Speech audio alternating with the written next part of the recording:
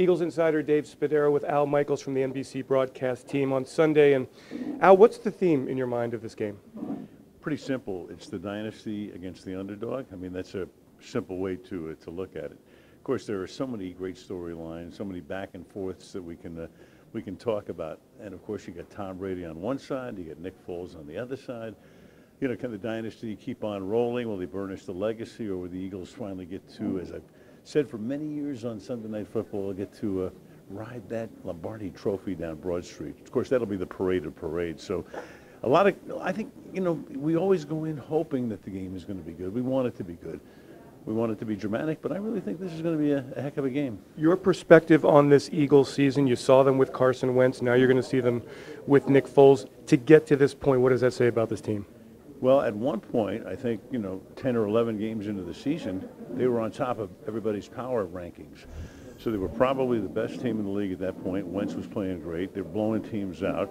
You're 9-1 or 10-1 at a particular point. I think we had you in Seattle when you got beat on that Sunday night. But apart from that, the Eagles looked great. Then, of course, you got the Wentz injury in Los Angeles, but they win the game.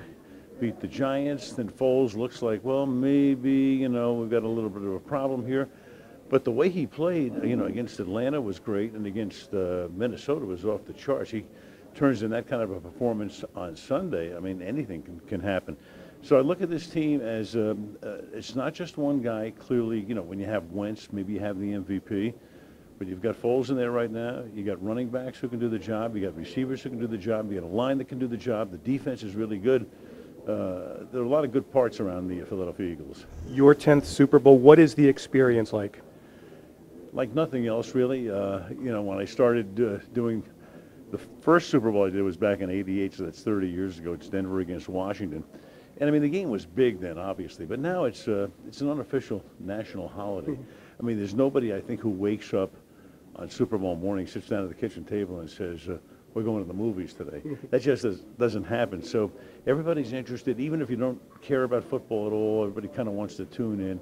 It's such a spectacle. It's like nothing else in sports, and it's so much different though than the other sports, because when you look at hockey, and that's the hockey playoffs are over the moon, but that's 2 months, and the basketball playoffs are 2 months, and the World Series is a week and a half.